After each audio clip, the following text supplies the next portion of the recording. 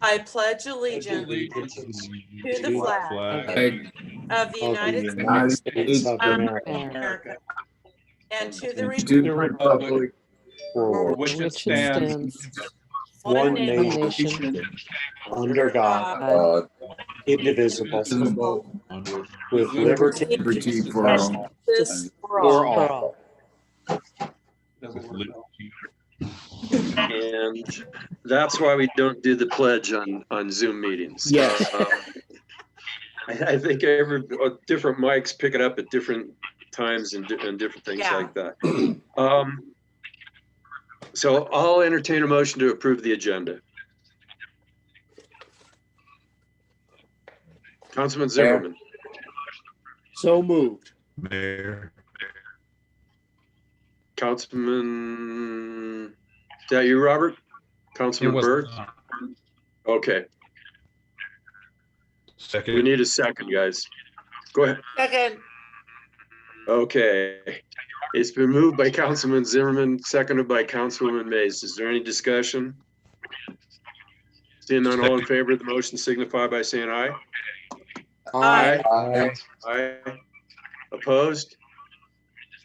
Okay, motion carries. Before we get into presentations, I just want to take the opportunity to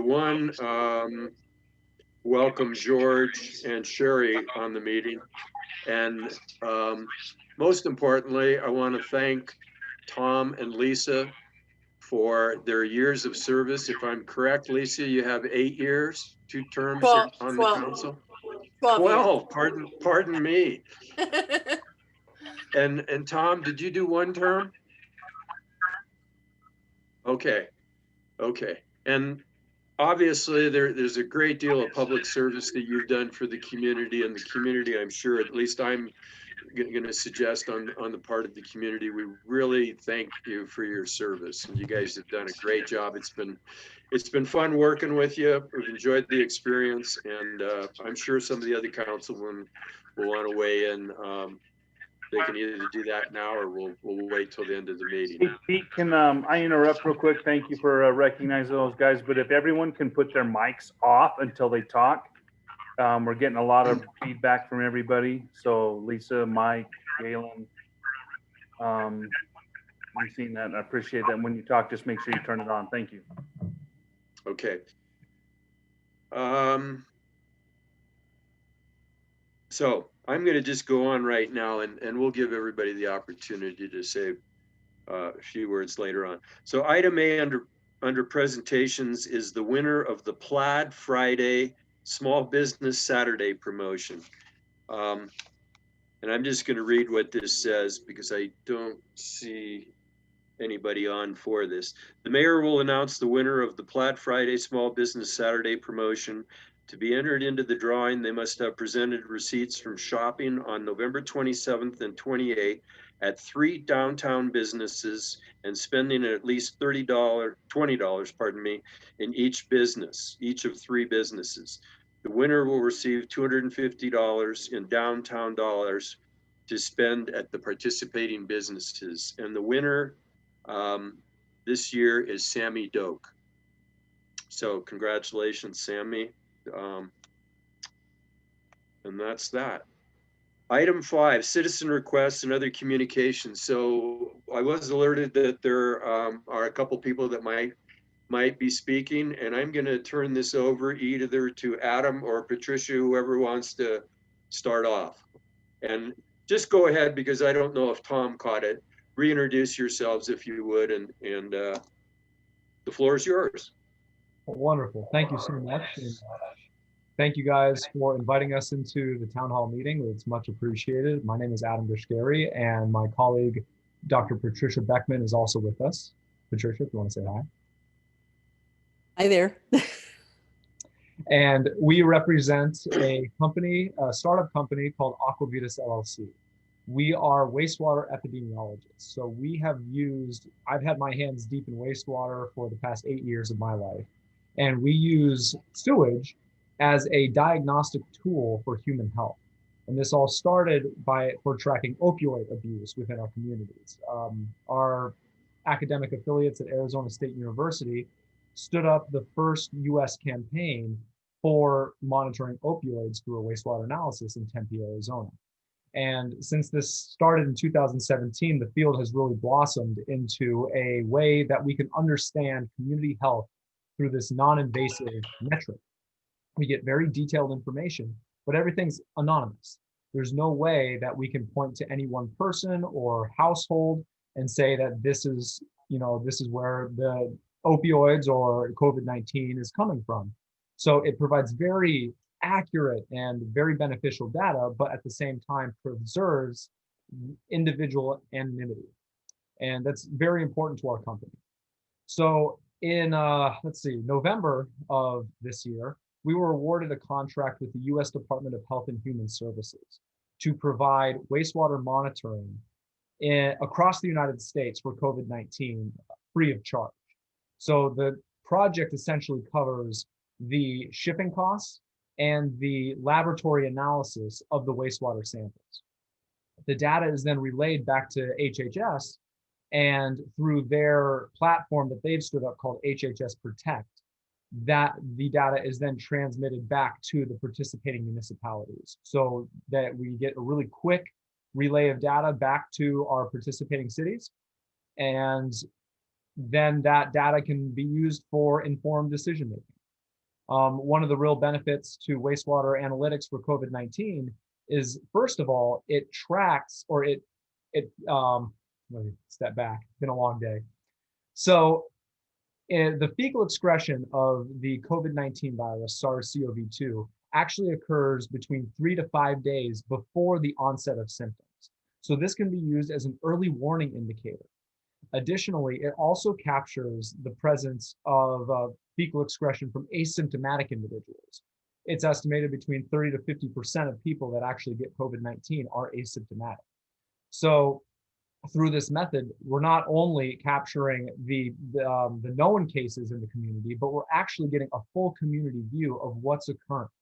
And a lot of municipalities have really seen a lot of benefit to this. A lot of cities have stood up their own independent campaigns, but through this effort, we're going to be able to reach additional cities and towns that might not have the resources available to stand up some of these sometimes often very costly campaigns. So I think that this is a really incredible opportunity. The project in the beginning, the first phase of it will be 100 wastewater treatment plants, and the second phase will be 350 wastewater treatment plants. And we're looking to capture as much of the United States as possible. Right now, I believe we're in the high 30s of the number of states that we're sampling from, but we're looking to get that to all 50, or at least the 48. So, I just wanted to bring this to your guys' attention. This is a really incredible opportunity, and we're in the ramp up phases, stages of phase 1 right now. And there might still be the opportunity with a quick application to actually be considered for phase 1 participation, which is scheduled to kick off early next year. Patricia, if there's anything you'd like to add. Well, I've had a couple of communications with both Mark and Jason, as well as Franz Fuchs at the Department of Health today. And I understand that you guys have been testing and you're looking to continue that testing with the Department of Health. So when I was speaking with Franz, he was saying, and as well as my emails with Mark, that you would be happy to consider joining us as well with our campaign. Because essentially what we're trying to do is to come up with best practices around the US, not just test a large number of communities, but also come up with the best ways to go ahead and do those things. So there's nothing wrong with doing comparative analysis between what we might find and what Department of Health might find. So I would encourage you to ask us any questions you might have about what we're doing. But it is it's a contract that has been put forth by the Department of Health and Human Services as well as the CDC. And we hope that you will join us in this effort, and we will send you everything that you need, much like the Department of Health has done, to send you boxes and do all the shipping and all of that. And then the data will be made available to you through the Health and Human Services. So happy to entertain questions.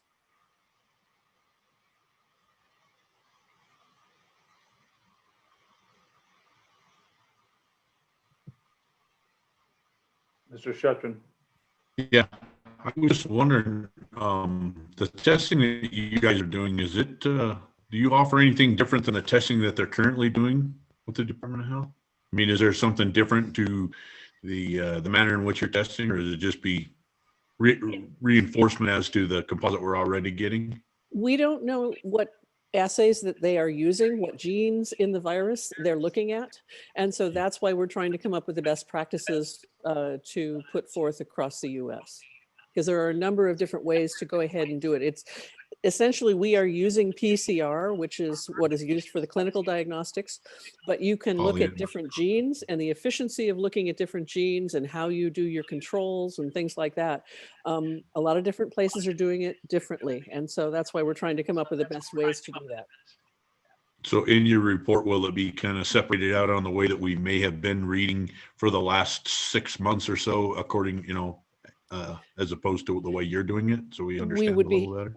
We would be happy to have discussions with the Department of Health. And, that's why I reached out to Franz Fuchs today to find out what they are doing and make some comparative analyses. Because I know some of the data we've got so far, it's pretty daunting to look at it. To actually digest that much data in one sitting is quite overwhelming. Adam, you want to talk about what you see as the largest benefit of doing all this, not just looking at the data itself? Well, I think that over time, really the benefit that comes out of this is the trend analysis. Yeah. So I can definitely sympathize with you, Mike, that when you look at some of these data, I mean, honestly, I've seen some reports come out that you need the PhD in sewer science to even digest it. And it is daunting. But one of the things that we as a company really pride ourselves in is being able to disseminate that data and put it into really tangible and digestible forms. Now, when you guys look at your current data, and I'm unaware of exactly what's being relayed, but I would assume probably something like a concentration per liter is what is seen. So when we look at that data, it's really important to not only look at it as a standalone value, but look at the trends. Because the individual test is really dependent on the sewer shed characteristics. So if it's a really large sewer shed, the virus is actually, it degrades pretty quickly. So in a large sewer shed, we have a lot of degradation. Whereas in a small sewer shed where the wastewater might only travel for 6 hours before it reaches the treatment plant, there's not going to be as much degradation in that case. So the actual value you get is more true. So these are some of the discrepancies that we've had to overcome when looking at different sizes of municipalities and different sewer network layouts. But really the one thing that holds true is the trend analysis. So as we go from day to day to day and getting that weighted average, that's really going to give us the information we need to understand, what are the effects of the policies that we're putting in place? Did we put a mask mandate in place? Did we put social distancing in place? And if we did, we look at the wastewater data alongside when those were implemented and see in near real time what are actually the effects that we're having on our constituents. Perfect. Thanks for the Mayor? explanation. So, Mayor, this is Councilman Kilpack. I have a question, Adam. Is there a cost to the city of Green River for this service? The HHS project covers the sampling kit. So that's a box, a styrofoam shipping container, and like the wastewater collection vessel. It covers shipping of the sample, shipping the box to you, and then shipping the box back to us. And then it covers the analytical costs. The only costs that aren't covered would be the cost for the operator to actually go out and take that sample. So generally, that person's already in place at the wastewater treatment plant. We're not able to cover their salary or their time for taking the sample. But above and beyond that, all the other costs are covered. I'm pretty sure we already voted to have that cost covered earlier when we talked about the verse sampling. Are we correct with that, Mark? Yes, Mayor, Council, Mark Wesensco, Public Works Director. With the contract that we have with the state, they helped us purchase an auto sampler that would be the same kind of equipment that would be necessary to facilitate the testing that these good folks are talking about. And what we've been talking about, we send off to the state about 3 times a week. And we've been talking to these folks here today about taking our off days and getting them some samples as well, using that same equipment. Or Jason was actually suggesting that we could take some of the overflow that you might take so that it would coincide with coming into our labs on the day that we would normally test, because we can't use our loading docks on the weekends. Oh, perfect. However it worked out. Yeah. So a few details still to work out, but it's very doable. Go ahead, Tom. What do you think about this, Mark? Are you in favor of it? Do you think having 2 different people looking at ideas is helpful? We've been involved with the state testing since early on, and I think they've given us some good data, some good trends to look at. We've been watching those pretty closely. I think this is interesting because we have been approached by other similar folks before. I'm glad that these folks called, actually having received the grant. And I don't think that there's really any harm. I think being able to do some comparative analysis to be able to contribute our data to a nationwide effort, there's really no downfall to that. We would be potentially the only one in Wyoming participating, but give them another data set and a little bit unique data set in that we're a large lagoon. Perhaps that might be an interesting thing for them to analyze relative to other similarly sized communities or such. So I think there's opportunities there for benefit to the scientific community.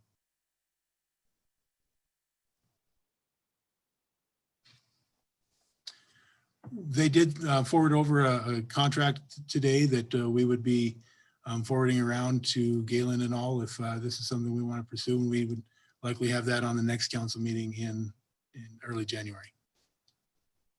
Okay, Councilman Berg. Robert? Yes. Can you hear me? Question as far as the testing, you talked about being able to test for different things, like you talked about opioids down in Tempe, Arizona. Would your focus just be on the COVID-19 with this contract? Not with this contract. So this contract is specifically for COVID-19. The testing is 2 days per week for the duration of the project. And all the samples will be only tested for COVID-19. That being said, we do have the analytical capability in our laboratories to test over 300 different chemical or biological indicators that link to various health outcomes. So we can look for, of course, drug use is one of the big ones that we provide our clients. But in addition to that, environmental hazard exposures, occupational hazard exposures, different carcinogens, alcohol, tobacco, stress hormones. We really have a wide repertoire of different things that we can test for, and we're happy to talk about that as well. But for the purposes of this project, it is only COVID-19 that is covered under the HHS umbrella. Okay, thank you very much. You actually answered my second question. So I'd be interested in seeing a list of what all can be tested through this, just out of curiosity. Happy to provide that. Yeah, and Councilman Berg too, I just so you know, like when we were going through the whole opioid crisis thing, we were doing some testing on that as well back when the pharma industry was looking for those kind of data points and stuff. But I'm sure, as Adam said, there's a number of things that we can take a look at down the road, but that was one of them back when we were doing those pharma cases.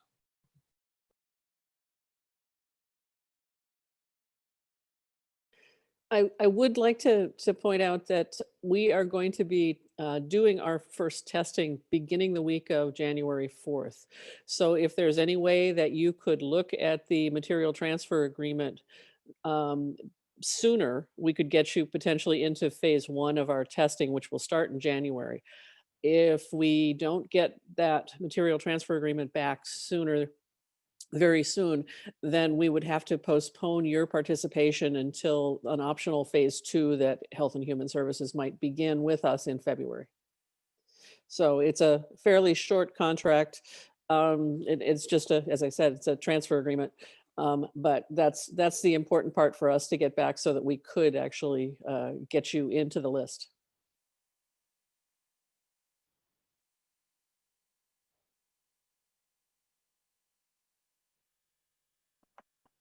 Can you guys hear me? Now we can. Okay. Yes, sir. So is there any other comments from the council? Do you guys want to perhaps just do a show of hands that who might be in support of this based on staff, in this case, Mark's recommendation that he thinks it's worthwhile? You want to do that? Okay, so Mark, I think you can work with Dr. Beckman and Adam and move this along. And what we'll do, Mayor, is we'll send that contract on to Galen for review. I didn't see anything that jumped out at me. Should be pretty quick. And what we can do is with that show, potentially have you sign it and then ratify it in our next meeting. Okay, sounds good. Thank you, Adam and Dr. Beckman. Anything else? Nope. As soon as it's ratified by you guys, then we'll send you a shipping kit just like Department of Health has, and we can carry on from there. Thank you. Sounds good. Yes. Thank you, guys. Thank you all. Appreciate it. Thanks so much. Have a great holiday. All right, thank you. You too. Bye-bye. Bye. So I see Commissioner Schoenfeld perhaps on.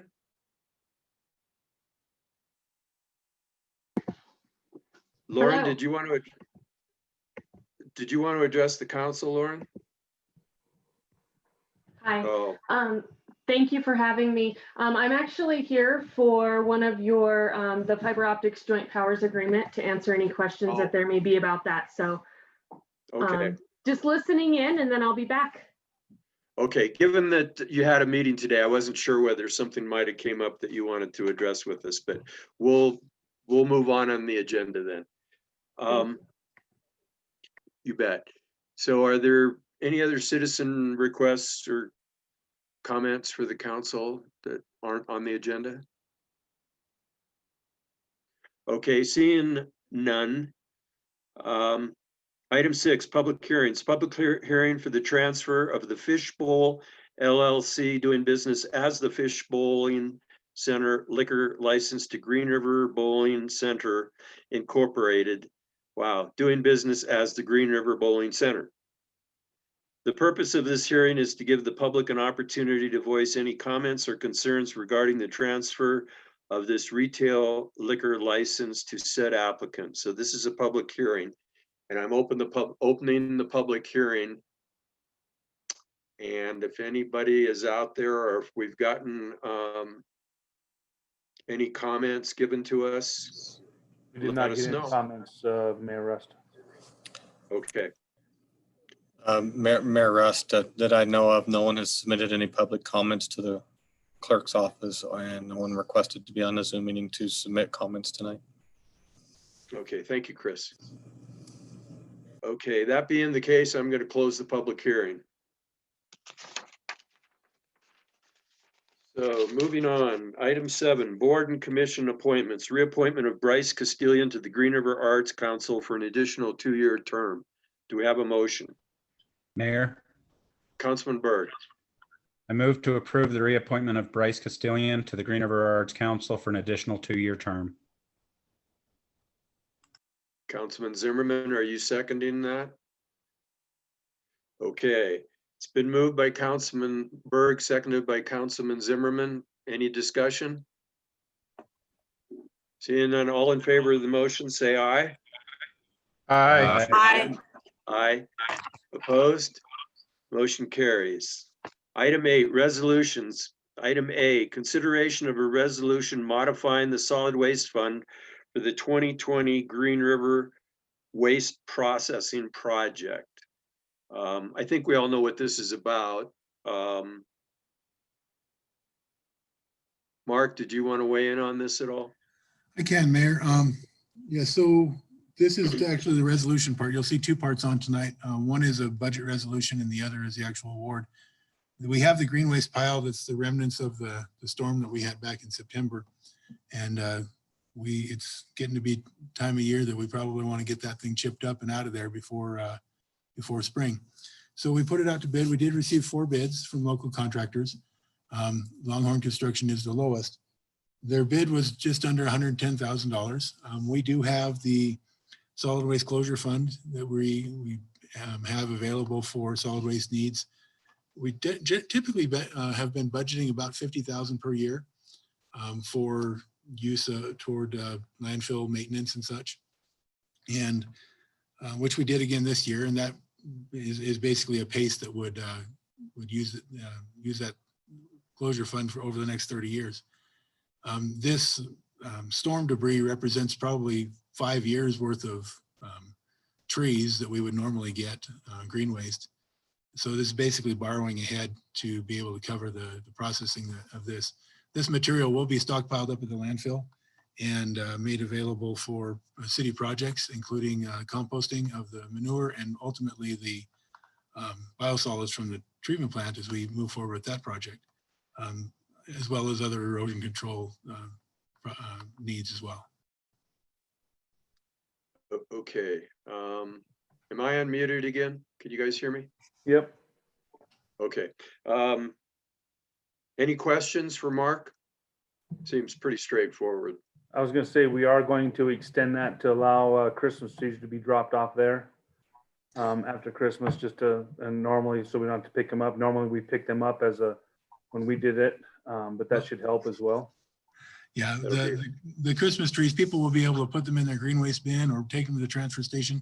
But given the large pile that's there, I don't think we even want to try to stop people from putting them there. Talking to the contractor, talking to the contractor today, they are looking to mobilize in just after the first of the year. So it may not be a big window for people to do, but it'll, he said that they would work with whatever comes in. It'll be a good service for the people, just a little something extra. Okay, we'll entertain a motion. Mayor? Yes, go ahead, Councilman Kilpack. Pardon I me. just have one question for Mark. If my memory is right, the total cost of this project it's going to be around 120, 125,000. Am I right with that? The bid was 109,625. So what we're proposing here is to authorize 110,000 to cover that. If there are overages, because it is a unit price bid, basically we will pay for what they grind and send over the scale up to the landfill. So if there is an overage, we do have some already in the solid waste fund that was authorized for landfill maintenance this year.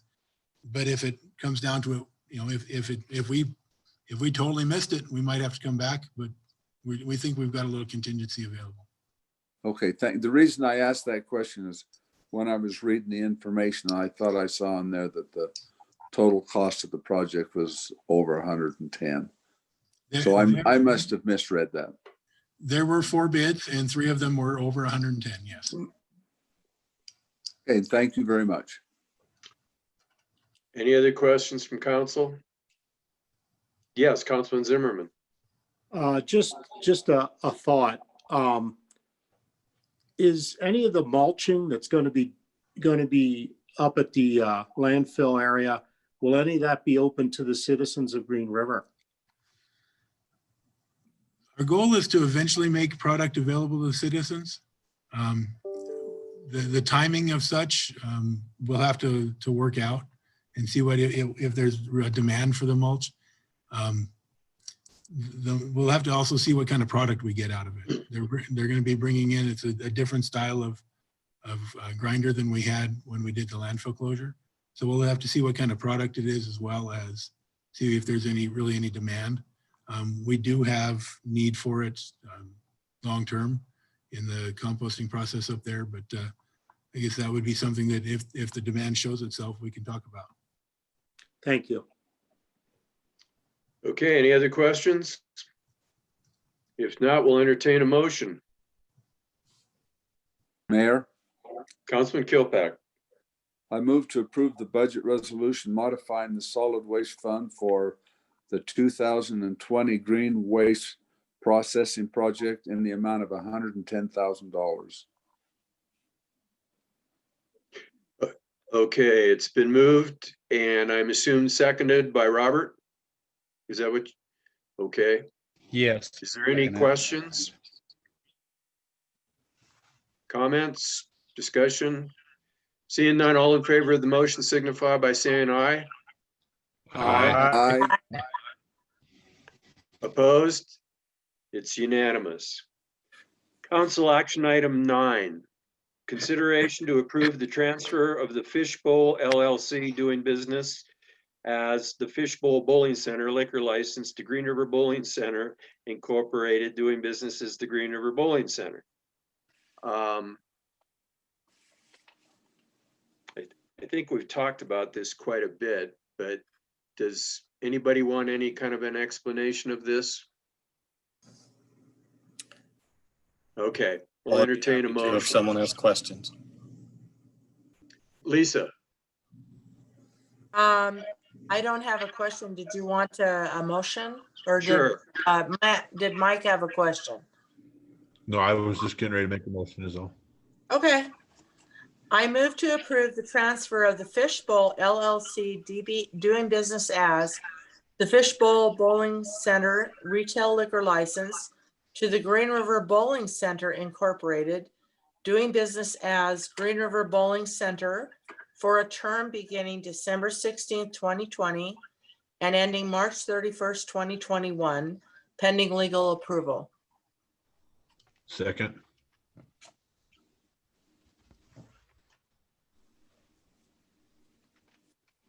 Okay, it's been moved and seconded. Is there any further discussion?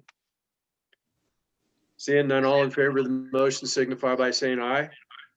Aye. Opposed? Motion carries. Item B, consideration to award the 2020 green waste processing project. Mark? This is the one that we just discussed. If anyone's come up with any more questions, I'm available. Okay. Any other questions for Mark? Okay, let's have a motion. Councilman Zimmerman. I move to award the 2020 Green Waste Processing Project to Longhorn Construction Incorporated in the amount of $109,625 and authorize the mayor to sign the agreement. Second. Okay, it's been moved by Councilman Zimmerman, seconded by Councilman Kilpack. Is there any further discussion? Seeing none, all in favor of the motion signify by saying aye. Aye. Aye. Aye. Opposed? Again, it's unanimous. Item C, consideration to amend the contract with the Wyoming Department of Health. The primary objective of this project is to provide the governor, state health officer, county health officer, and local officials with the most granular data possible on the pandemic for an additional time period. This has the potential to inform policy actions going forward and help communities understand the level of risk that they are taking. We certainly talked about this. Mark, do you want to add anything? No, this is the existing contract that we have with the Department of Health.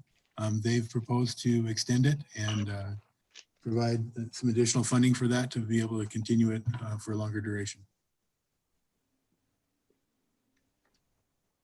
Okay. Anybody have any questions of Mark? Councilman Murphy. This is no additional charge to the city then, correct, Mark? This is actually dollars back to the city. Oh, that's even better. Thank you. This is the organization that helped us buy the auto sampler, and they send us I don't know, some kind of a reimbursement for the samples that we send into them. Okay. Any other questions? Okay, let's have a motion. Councilman Shuttrin. I move to authorize the mayor to sign the amended contract between the Wyoming Department of Health and the City of Green River Wastewater Treatment Plant for coronavirus 2 surveillance and wastewater.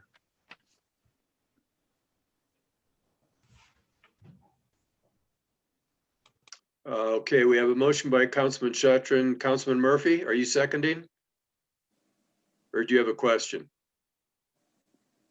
I'll second it. Okay. We have a motion and a second. Is there any further discussion? Seeing none, all in favor, say aye. Aye. Aye. Opposed? Again, it's unanimous. Item E is, did somebody have a comment? Okay. Item E is consideration of an amendment to the fiber optics joint powers agreement. I'm gonna go well, it looks like Chris. Go ahead, Chris. We can let Reed start off if he wants. I beg your pardon? No, I can start off. Basically, this agreement, this is something we've been working on for the last over a year. The county has wished to come on board with this telecom agreement. If you go back from a history perspective, which Chris can add later, that we had originally set up this telecom board.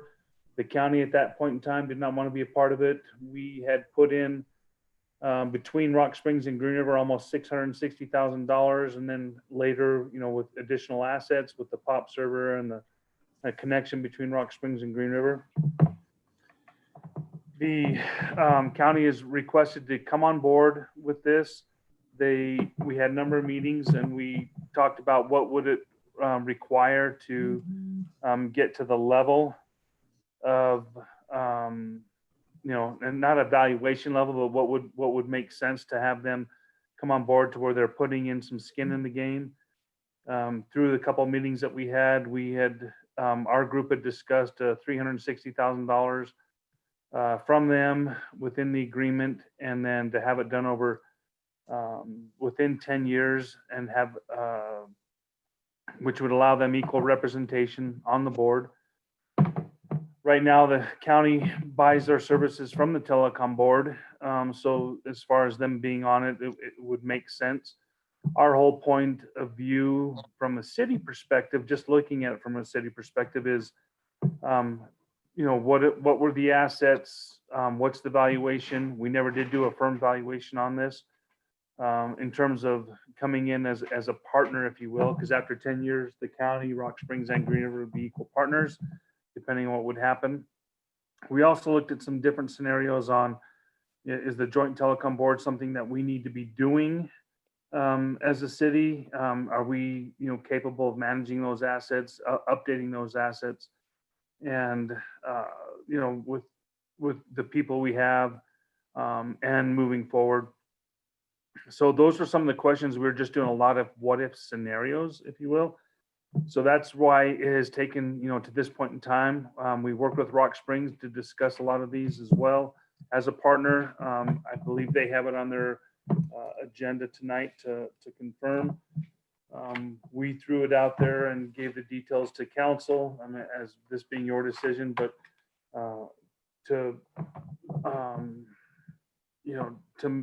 to see if this is the level with the agreement that was done to be to do this new joint powers telecom board agreement. I would we threw out some questions you guys can take a look at. Looking at the benefit, it's not a bad deal to have everybody involved and be partners in what we're trying to do and moving forward. Some of the concerns that we had were if they were, in terms of how as the joint telecom board was to grow, and does it benefit City of Green River? Does it benefit City of Rock Springs? Does it benefit the board itself? We are in a number of different board agreements together. So we were just doing our due diligence, if you will, on making sure that it made sense for the City of Green River. So, Chris, if you have anything else to add. I don't, unless you guys would like some more history on the board or or how the process functioned in the early 2000s.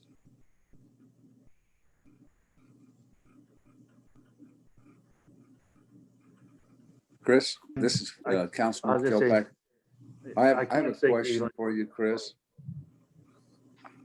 Way back when this board was formed, if you remember, it was about 10 years ago or how long ago it was, did the city of Green River as well as the city of Rock Springs, did they have to come up with the $360,000 up front, or were they allowed to pay that over a period of time, like you're giving the county that opportunity? I'm not exactly sure on Rock Springs. The city of Green River made those payments over a period of about 2.5 years, along with additional use of employees and staff time to make that work. There were several entities working in that on the founders of that board, but we contributed that in about 2.5 years. We contributed just right around the 350,000 mark. And then we also were contributing our annual payment for broadband services as well. So that was the time frame the city contributed that. The assets that were contributed at the very beginning, the 2.087 million in assets, those were contributed right at the beginning or inception of the board. The other question I have is, I haven't read the contract, so I don't know I don't have any answer to this question, but due to the fact that the county is only paying so much each year, if they get into the contract, get into this 2 or 3 years and don't like it and want to back out of it, are they still, can they back out of it, or are they still on the hook for the $360,000? So the way the agreement's written is the county will have 10 years to contribute to $360,000. If they do not contribute that money in that 10-year period, then they completely step out of any obligations or assets or anything in there, or any liabilities even to that effect, and it's all returned back to the city. So then they're locked into it then for 10 years is what you're saying? They will be a participating member of the board for a minimum of 10 years, yes. And after that, forever. The other question I have then is information that we got from Reed is, since the county has today devoted to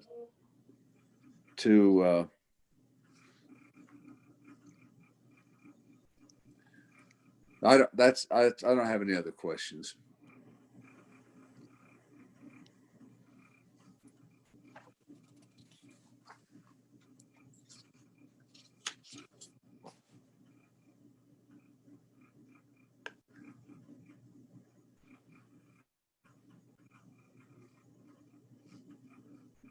Can you guys hear me? Now. Yes. Okay. So does anybody else have any questions or comments? Lauren, did you have anything that you wanted to say on this? Thank you, Mr. Mayor. I started as an appointee on the Joint Powers Telecom Board from the city of Rock Springs. I'm also the chairperson of the State Broadband Council and an appointee for the State Broadband Task Force and National Broadband Task Force as well. And I guess the most important thing that I was one of the people that brought it up, why is the county not involved with this, as an appointee from the city of Rock Springs before I was appointed as a commissioner. And I think that we're better together.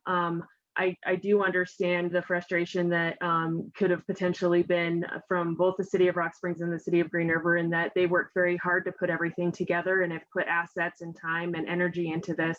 The county at this point, we understand that, you know, we're better together. We have some very valuable assets. We have some very valuable technical expertise in the county, and we really would like to be a part of this. We're willing to ease any concerns that there are. And I know that there's been a lot of work behind the scenes for, like Reed said, over a year to get this MOU where everybody felt comfortable. So I stand for any questions. And I think that we'll play fair and do everything that we need to do to make this MOU great and to keep this telecom board going strong. It's very important to our community, I feel. Thank you, Lauren. Councilman Zimmerman, do you have a question? Yeah, Jim. my question is for Galen. Since I work for the county, Galen, should I be abstaining?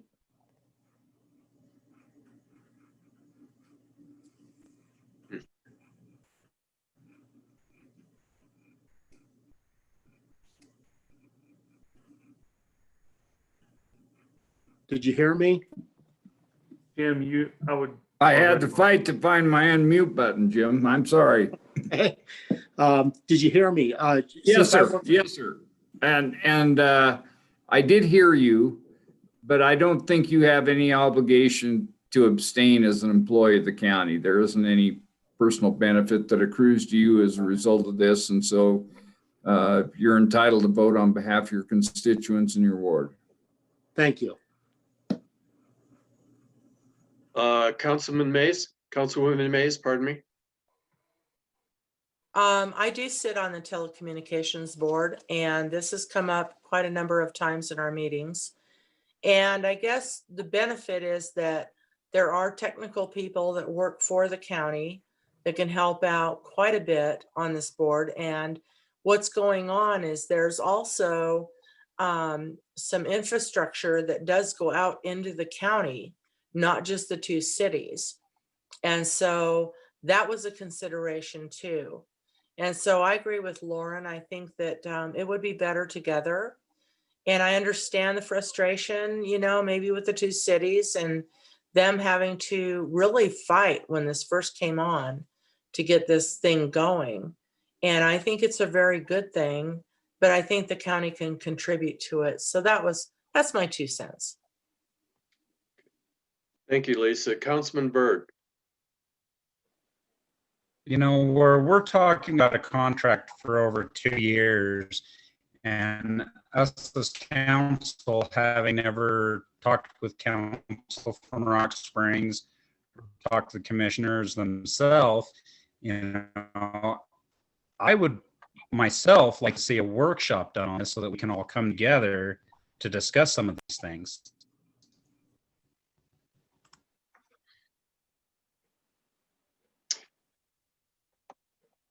Okay. Can you guys hear me now? Can you hear me? Okay, Yeah. sorry. yes. Go ahead, Reed. Do you have something? No, I just letting you know you can hear. I mean, you've already had your motion. Okay. We're just trying to make sure you're moving forward. Okay. All right. Did you say, Reed, that you were clarifying that we've already had a motion? Had a motion, Yeah, actually, I have to refer to, I don't think we had a motion on that. He went straight to discussion. Right. Mr. Mayor, no, we've just had discussion. We've not had a motion. Okay, and that's what we typically do. Okay, so anybody can make a motion whether they want to go into a workshop or they want to make a motion to approve this. So I'll entertain a motion. Mayor, Councilman this is Kilpatrick. Councilman Kilpa. I don't know if I see the value of going into a workshop right now. But if the rest of the council feels that that's something they'd like to talk, I don't know if that would change anything to go into a workshop. But if the council feels that a workshop would be of value, I don't have a problem with that. But if it's of no value, then I think we should move forward with this, because the county, according to what Chris was saying, once the county comes on board, they're obligated to pay that money for the next 10 years. And we're not going to be out the money. And we'll also have the expertise of the people that are in the county on that board. So I think that's pretty clear to me. Councilman Kilpack, if I can clarify something. The county will be allowed a voting session. There is no guarantee that they are required to pay that $360,000 at any given time. So that changes my thought if there's no guarantee. I was assuming that's what you said, that there was a guarantee that they'd pay that. Lauren, the question I guess is to you is the county gonna stay with that and pay that money? Mayor, Mr. Kelpeck, we wouldn't have entered into an agreement. Then we've already signed and approved the MOU on our end. It was approved 2 meetings ago for the county commission, and we were very grateful to have the 10 years. We were very grateful to be involved, and we were very grateful for the amount that was requested and approved with our MOU side. And I think the city of Rock Springs, from what I've talked to them, they also were in agreement with that as well. So I really haven't, I had heard that there were some concerns from your city council, but that was really where I had heard the concerns. We've approved it unanimously. There were no questions on our end, so. The other question I'd have then for you, Lauren, is as the county commissioners change, are they still bound to that MOU, or would that make a difference and they could back out of it? Mr. Mayor, Councilman Kilpack, it would hold the future commissioners responsible to continuing that MOU, just as if you guys had an MOU with somebody and you had a changeover in your council members. And we have 100% buy-in right now from our council. I don't see, or our commission, I don't see that changing in the future. Fiber optics and telecommunications, broadband is continuing to become even more and more important throughout all of this shutdown through COVID. And it really has, I mean, we just spent over $50 million at the state level in broadband infrastructure. So we're going to continue to put money into this. And I think that this just makes this Joint Powers Telecom Board even stronger. Councilman Burke, did you? One more question, Laura. Wait a second, Gary. Hang on. Go ahead, Councilman Burke. My other question was when does Rock Springs vote on this? And if they were to vote against this, what would that do voting for it? It's on their agenda for tonight, Robert. And I can't answer the second one other than it's to the best of our knowledge, they're in favor of it, but I can't answer that. Never know what might happen in their discussion and who might bring up a point that might change something that was assumed to be the case. Okay, because that was part of the second question. My thinking was that if one entity votes no and one entity votes yes, what happens to the contract? Mayor and council, at that point, all parties have to agree. 2 parties can't agree to enforce it through on this agreement. The 2 parties that have to agree on this is Rock Springs and Green River to amend their joint powers agreement. The county has, as Commissioner Schofield said, they have approved it, but it takes the 100% vote between the 2 cities. If one of the 2 cities tables it or passes it, it will just remain at that point and go from there. Or if one doesn't pass or one tables, then it sits and waits. If both of them pass it, then all 3 entities can go through to the AG on that. Mayor, this is Councilman Kilpack. I have a couple more questions. One is to the Galen, our attorney. Is it true that all future councils are bound to that MOU? Are they stuck and guaranteed to that? As Lauren said, and I'm not questioning whether you're right or wrong, Lauren. I just want a legal opinion on that. Well, since it's a basically joint powers agreement, future councils are bound by the terms of the agreement. The terms of the agreement may give a future council an ability to do something differently, though. But yes, you are, once you're a party to the agreement, then you're bound by the terms of the agreement. Okay, then the other question I have then is why, if the county wants to get into this so badly, as you said, Lauren, why are they taking 10 years to put their 360,000 into it when the other communities couldn't go that long? Is there a reason why you're going for 10 years? I don't have an answer for that. I don't know. I think that was an agreeable situation between the people that were working on the MOU. There's not been any real conversation besides when that MOU was presented to the commission that it was acceptable to us, and we were good to move forward with that. Yeah, I can actually Lisa, go ahead, Lisa. Go ahead, Lisa.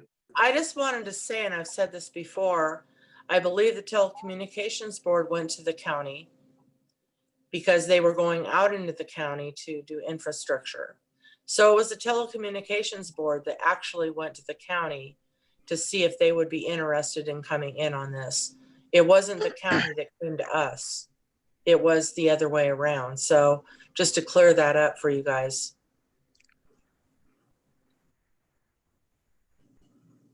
Okay, is there any other discussion?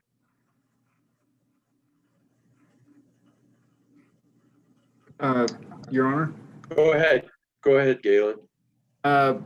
Reed and Chris can correct me about this if I'm wrong too, but it was my understanding that there is periodically a need for personnel,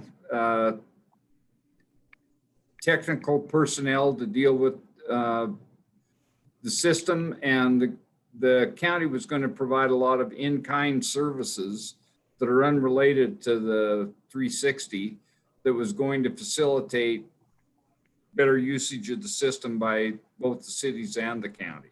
Now, Reed or Chris, correct me if I'm wrong about that, but that was at least what was promoted in some of the meetings. Mr. Mayor and Council, that was early on in some of the meetings. But as it was pointed out, several of the other agencies provide a lot of those similar in-kind services, and felt that if agency got credit for those in-kind services, that all agencies were. And so after those discussions, it was brought out to say, no, we're all in this together, and our agencies run and put this in and help. And that we work as a joint effort, and one agency shouldn't get an in-kind service or an in-kind credit over another. So we've all agreed that those services will either be procured by the board if needed, or they'll be provided in kind just to keep the system functioning. For an example, David Halter puts an extreme amount of time into the board as a member of the City of Rock Springs Council.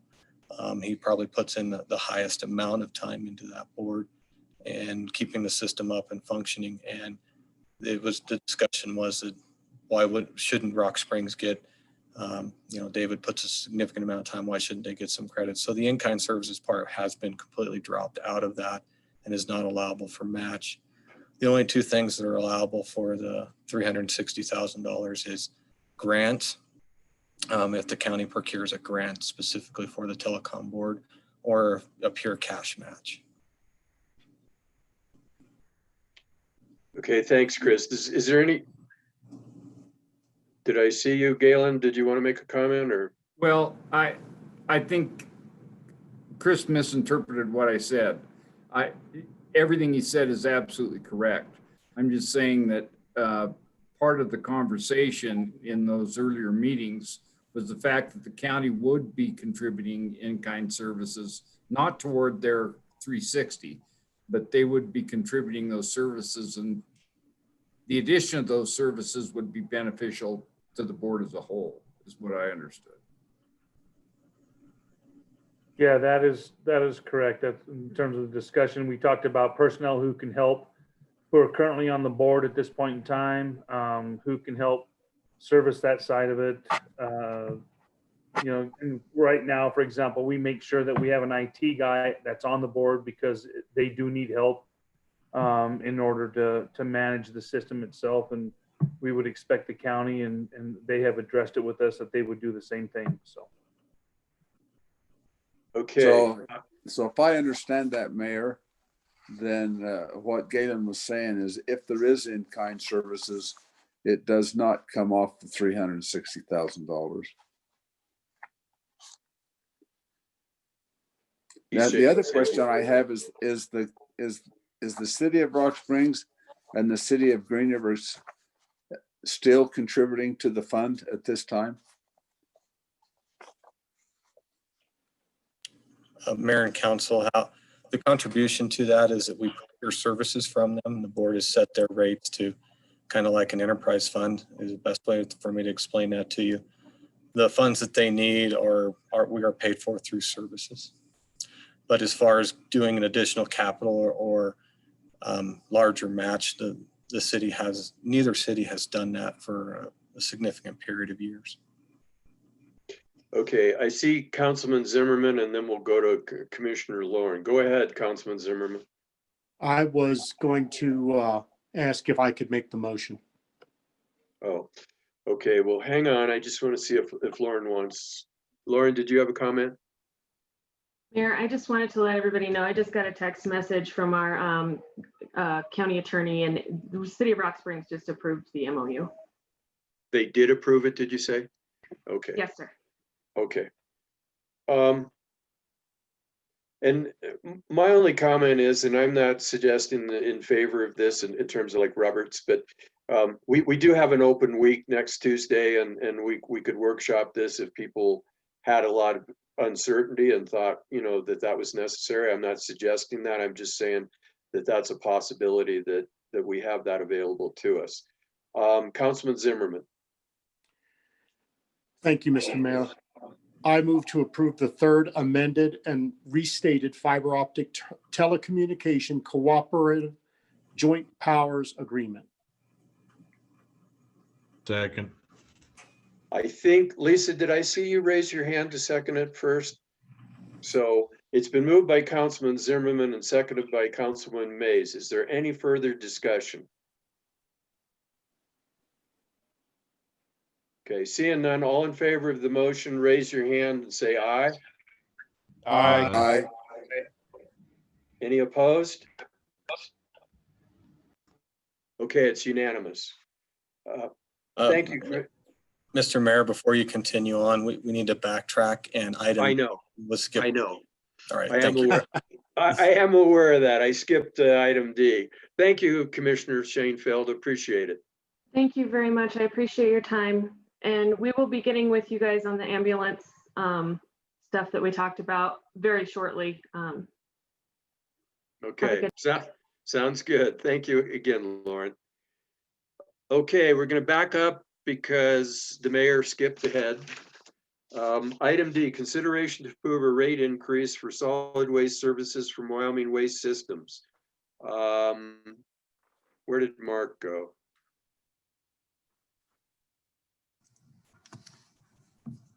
Mr. Mayor, Council, yes, a few weeks ago, Michelle from Wyoming Waste came and gave an update to Council regarding the status of the recycling process and the transfer station tonnage and all of that. And also gave an update on where the annual rate increase stood. The rate increase on an annual basis is something that was built into the contract and tied to a nationwide consumer price index. And that was done in an effort to control the rate of those increases to make sure that it didn't run away from us like we had been seeing in previous years. The rate increase this year is a smidge over 1%. And I think what she said is the total residential rate would be about 45 cents additional per month. And the small business would be an additional $1.50 or so. So that would be the contractually allowed rate increase for the year. Okay, thank you, Mark. So, Council, do you have any questions of Mark or Reed or Chris? Or any comments? Okay, seeing none, we'll entertain a motion.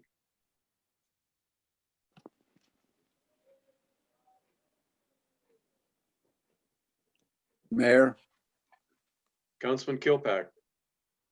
I move to approve the solid waste services rate increase from Wyoming Waste Systems effective January 1, 2021. Okay, we have a motion. Do we have a second? Second. Okay, it's been moved by Councilman Kilpack and seconded by Councilman Murphy. Is there any further discussion? Okay, seeing none, all in favor of the motion, raise your hand and say aye. Aye. Aye. Opposed? Motion carries unanimously.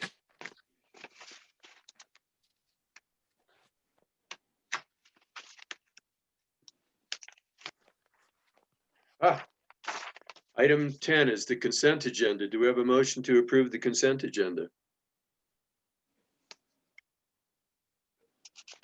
Councilwoman Mays. I move to approve the consent agenda. Okay, we have a motion. Do Councilman Zimmerman? Second. Okay, we have a motion and a second. Is there any further discussion? Reed, did you pop on for some reason in particular? I believe I'm coming up next, Mayor. Okay. Okay, all in favor of the consent agenda signify by saying aye. Aye. Aye. Opposed? Motion carries. Mr. Clevenger, prepared ahead of time. Go ahead, Reed. Exactly, thanks. I actually had video problems earlier. I looked like a fireball from the Rudolph the Red-Nosed Reindeer's Christmas show, whatever, with the lighting in here. So I would first want to thank on behalf of myself and, and city staff, everyone here, to thank Lisa and Tom for their service, both, my tenure here for sure in the last, 6 years and the last 4 with Tom and Lisa on this last area. We appreciate all you did, and we hope that the future is successful for you, and we look forward to working with the new council. But I wanted to say thank you. So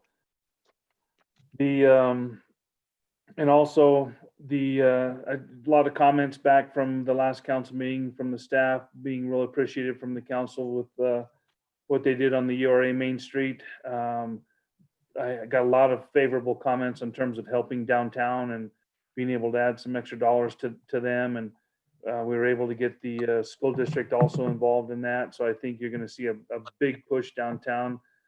So it's going to be very successful for URA Main Street. So we thank you for that, and also for the day in January. But I'm just reporting on behalf of the staff this time. Thank you. Thanks, Reed. Galen.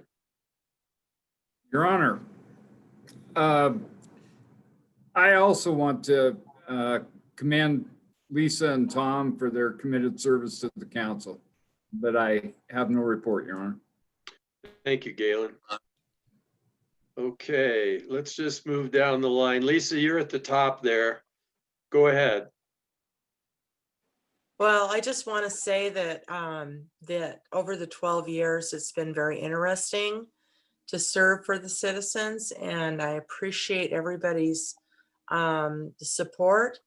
I didn't know. I met citizens that said, "Oh my goodness, we didn't know you weren't running," and I appreciate all of their support and all of the things that have happened over the years. It's been a tremendous experience to serve on the council. And like I told you, Mayor, I do believe in term limits. And, I've served 3 terms, and I do believe that it's nice to have new people come in and have different ideas and different questions. And I will come back and see you guys if I have a problem or an idea. I will definitely be on the other side, letting you know what I think. Sorry you won't get to see my cats anymore. But anyway, I really appreciate all the thoughts. Thank you. Good. Thank you, Lisa. We really appreciate you. Councilman Murphy. I have to agree with Lisa. It's been a fun 4 years and I will be on the other side. And as you guys know, I will speak my mind. So keep up the good work. Hopefully the two new people can keep doing what we did. And it looks like next year's going to be a fun one for you guys. So have fun and enjoy.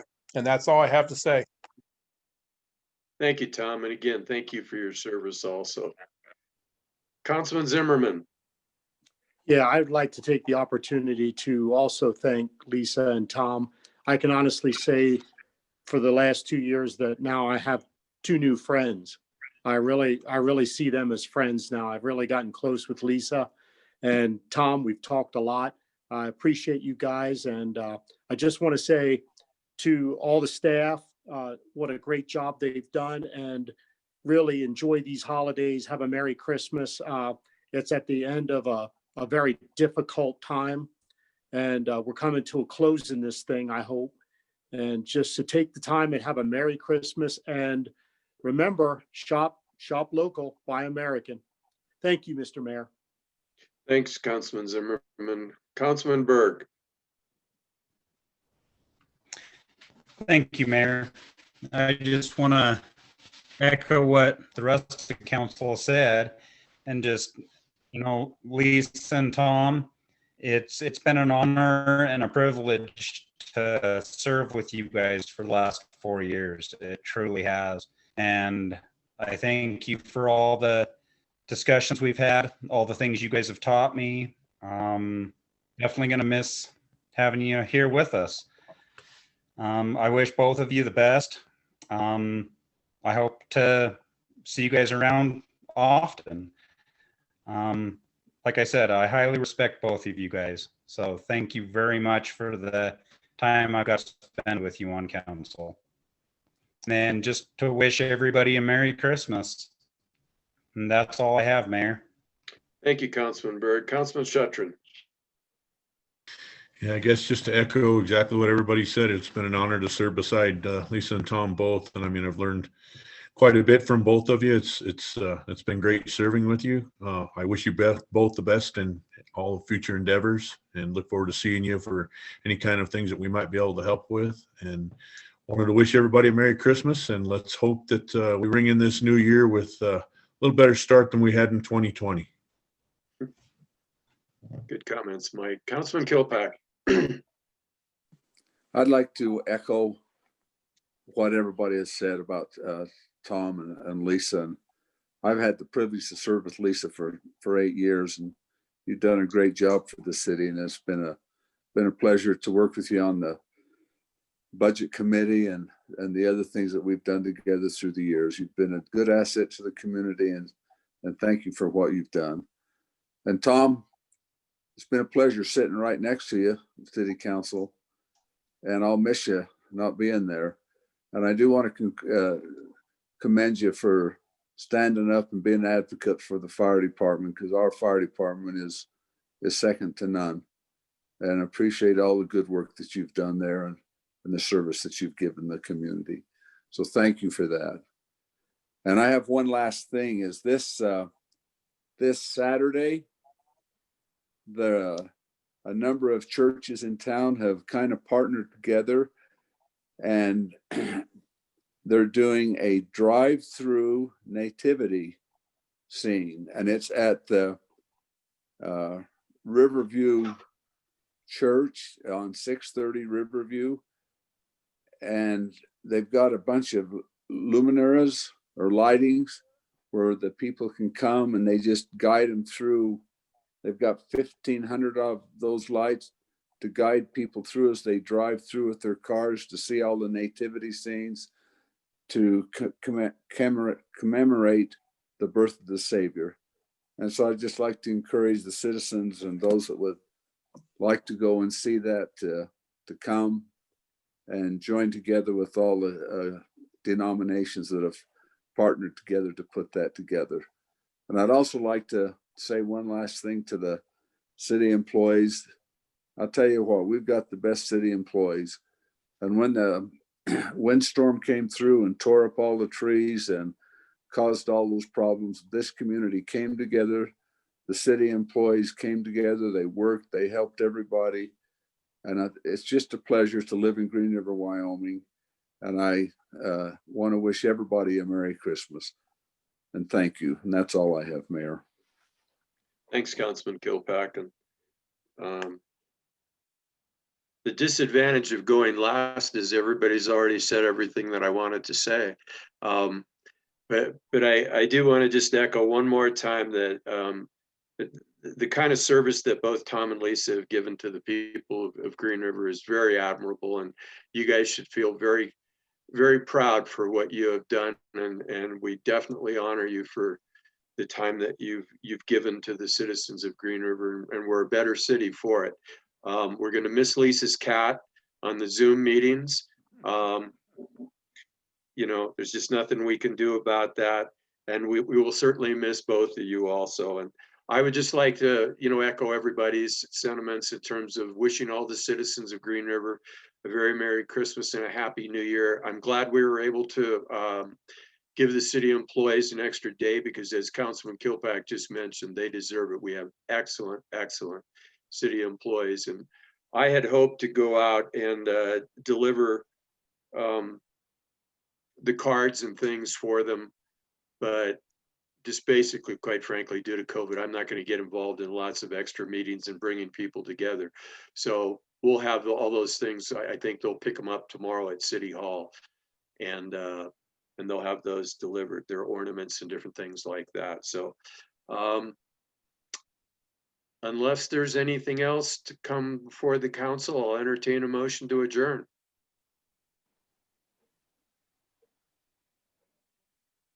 Councilwoman Mays. I'll make a motion to adjourn the meeting. Second. Thank you, Councilman Mays, seconded by Councilman Byrd. All in favor, say aye. Aye. Aye. Opposed? Thank you, everybody. Nice job. And everybody have a wonderful holiday season. Merry Christmas, everybody. Thank you. Merry Christmas. Merry Christmas, everybody. Merry Christmas. Merry Christmas. Christmas. Merry Christmas. Hey, all the council persons, check your boxes. Okay. See you guys.